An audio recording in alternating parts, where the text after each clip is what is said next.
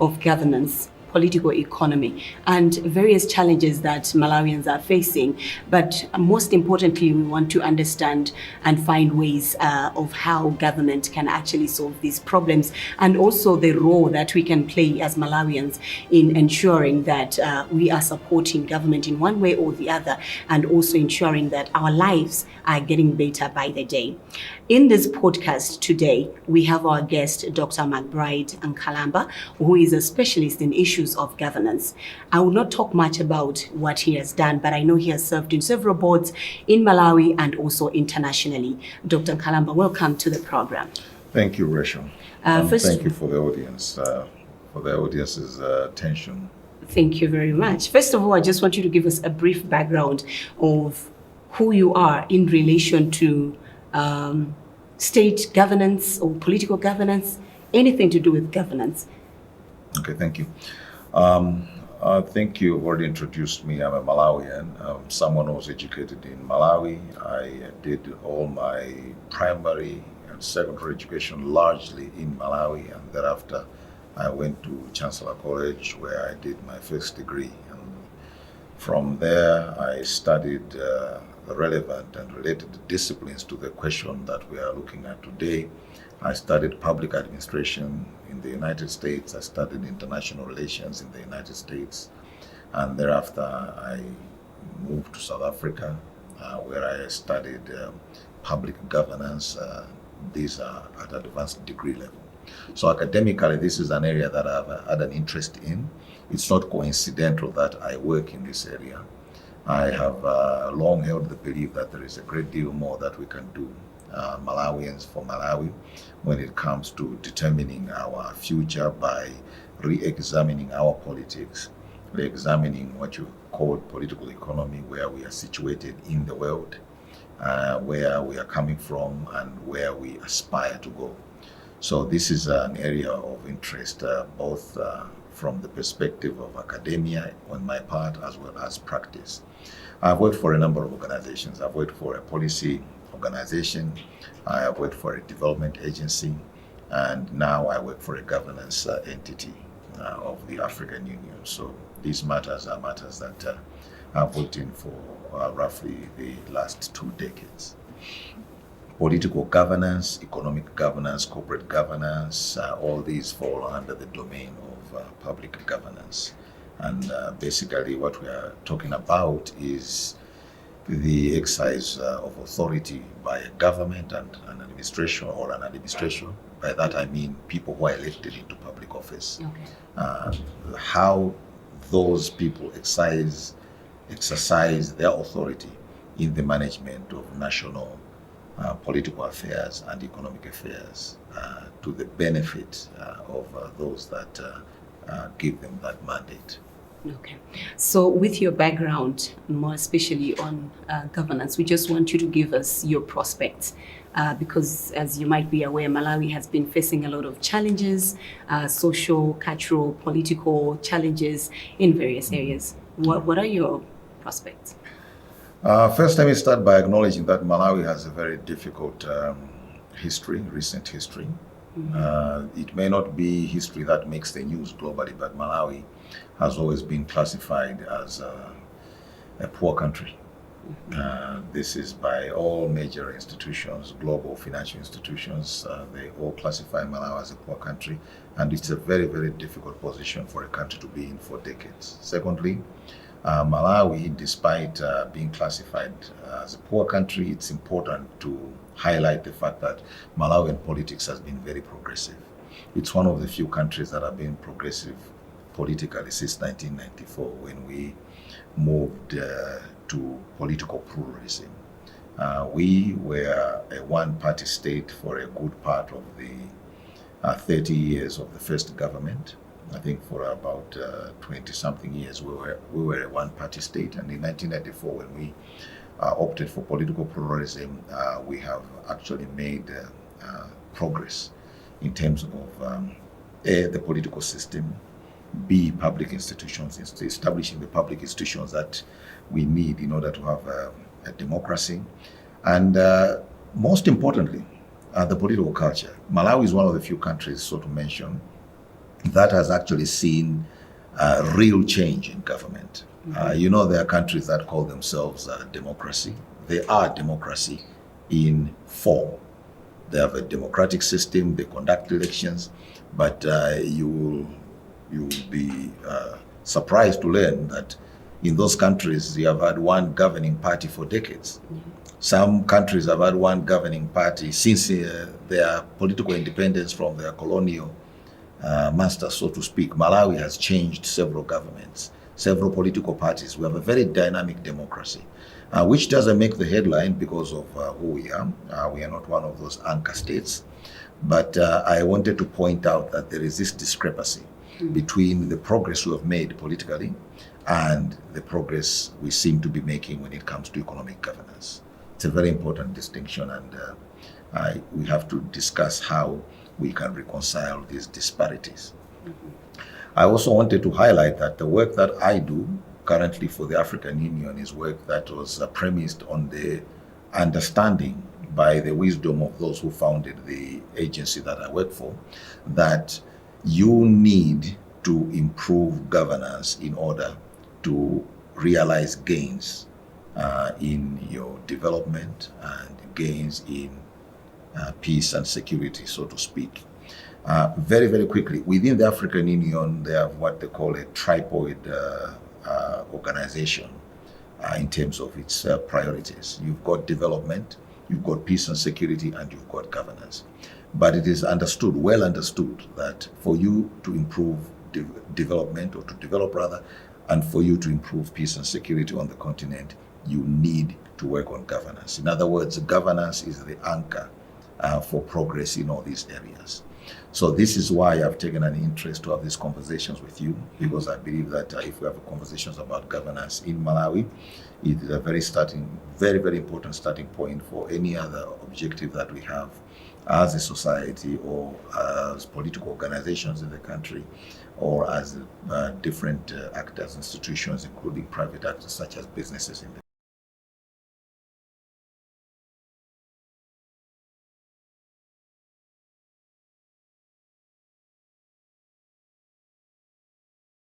Talking about progress, I want to understand, you've talked about the dynamic democracy. Have we benefited from the dynamic democracy as a country?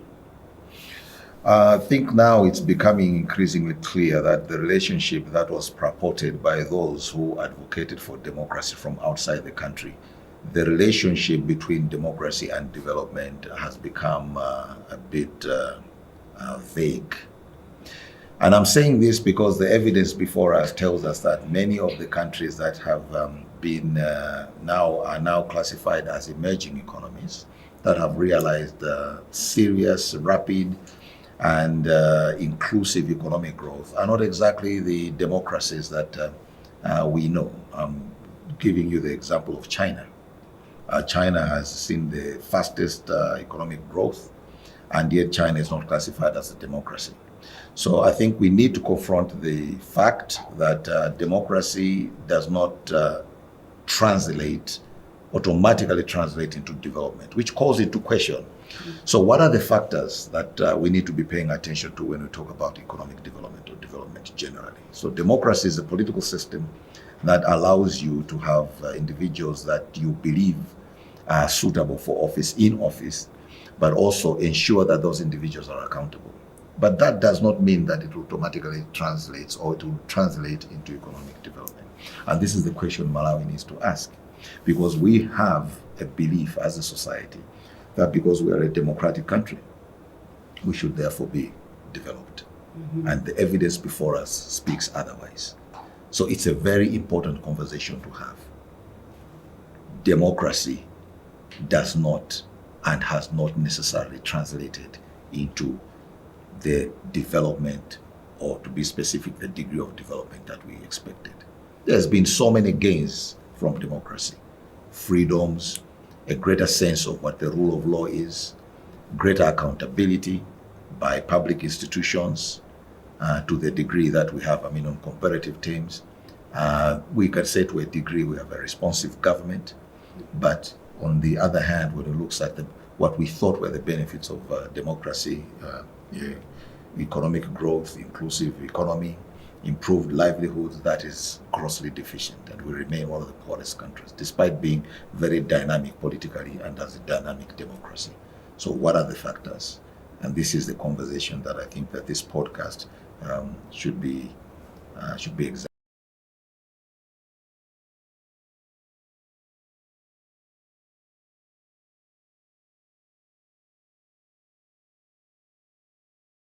If we talk about the factors, maybe I would want to understand some of the points that have led to the stunted growth in terms of economic growth in Malawi, because it hasn't grown really. Yes, I think that a big starting point, and I'm calling it big because it's very contentious, it's a very politically contentious starting point, is that you always look at the leadership, the sort of leadership you've had in that particular period. And when you look at leadership, we are not just confined to intent of the leadership. When we look at leadership, when we look at the quality of leadership, we are looking at their capacity, their agency, and their consistency in pursuing what are important economic development goals, or important development goals generally. We're also looking at the leadership in terms of how we have managed leadership transition from one leadership or one administration to the other. All those affect how you realize gains and how you retain gains in terms of development and economic development. So that's a starting point, and there's a lot of issues around that we can examine. But we also have to look at the society itself. The transition into democracy meant a number of things. It gave a different sense of citizenship. And a lot of people have argued that if you look at democracies, we have a very heightened sense as citizens of entitlement and rights, but a considerably diminished sense of responsibility and duty. And when you have a society that pays a great deal of attention to what they are owed and not what they owe the system, you have, in aggregate terms, when you look at the outcome, you have diminishing returns.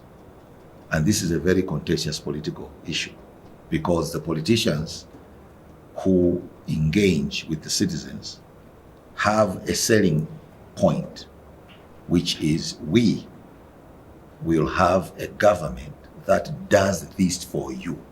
Okay. They do not emphasize what the citizen should do for the government.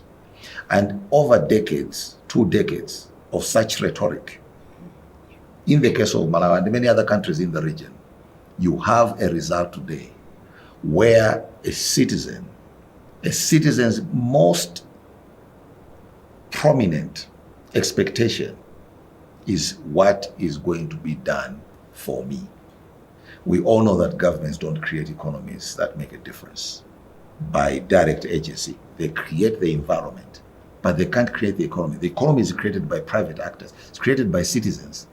And that's why I'm saying, and I started off by giving you the disparity between our progress in political governance and our progress in the economy. And this is one of the major causes of that disparity. When you wake up in the morning, you also obviously have a routine in terms of what you need to do. Mm-hmm.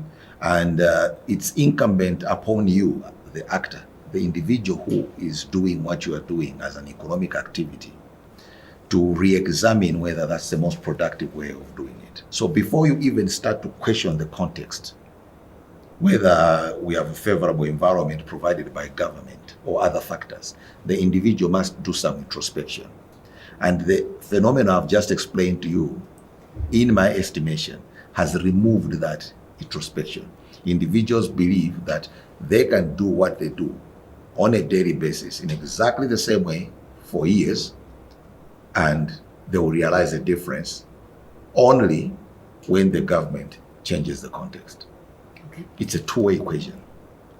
And these are the conversations politicians are supposed to have. On the podium, these are the conversations we're supposed to have within the education system. These are the conversations we're supposed to have at the level of the family unit, at the level of the community. These are the conversations we're supposed to have in the key socializing institutions, including the church, mm-hmm. including the mosques, the madras.